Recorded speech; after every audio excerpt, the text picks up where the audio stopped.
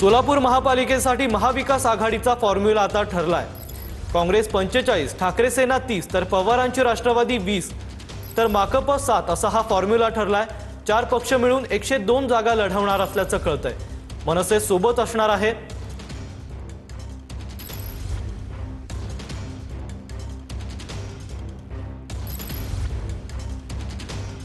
काँग्रेस 45, ठाकरे सेना 30, तर राष्ट्रवादी 20 आणि माकप 7 असा हा फॉर्म्युला ठरलाय।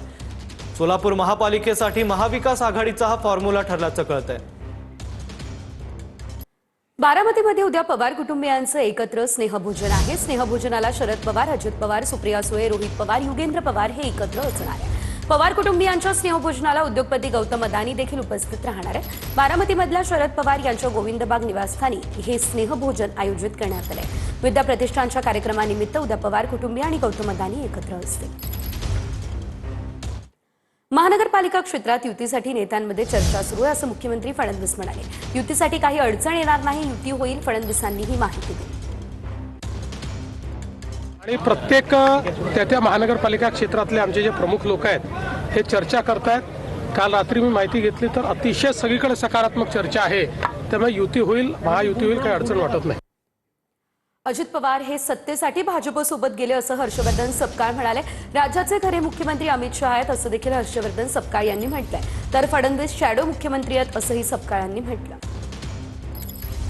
पण अजित पवार हे केवळ सत्तेसाठी भाजपसोबत गेलेले आहेत। त्यांनी सत्तेसाठी स्वतःचा पक्ष हा फोडलेला आहे, त्यामुळे सत्तेतून बाहेर निघण्याची हिंमत त्यांच्यामध्ये नाही।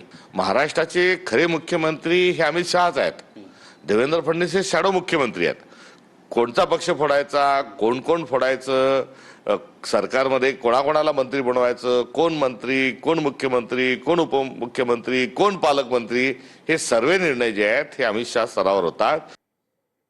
तर मुंबईमध्ये आम्ही आरपीआय कडून 25 जागांची यादी ही आता दिलेली आहे असं देखील रामदास आठवलेंनी सांगितलंय। आम्हाला महायुतीमध्ये 15 जागा मिळाल्या पाहिजे असं आठवले म्हणाले।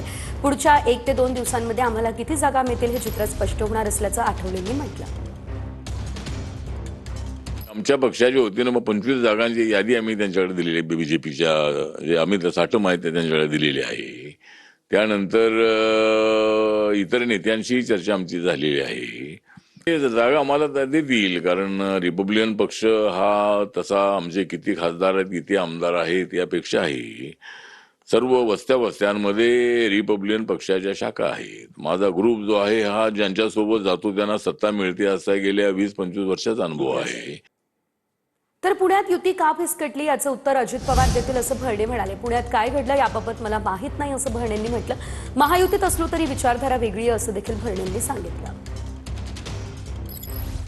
आमचे नेते अजितदादा पवार साहेबांच्या अखत्यारीतला असल्यामुळं युती का तुटली, त्या बाबतीत काय घडलं या बाबतीमध्ये मला अधिक काय मी त्या खोलामध्ये गेलेलो नाही, पण निश्चित प्रकारे याचं उत्तर अजितदादा पवार साहेब हे देतील।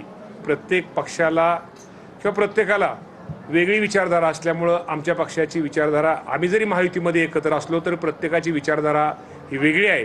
तर निश्चित प्रकारे मी तुम्हाला सांगितलं, मागाशी सांगितलं की फुले शाहू आंबेडकरांची विचारधारणा असताना आमचा पक्ष आहे, तर निश्चित प्रकारे आमची विचारधारा आम्ही सोडलेली नाही आहे।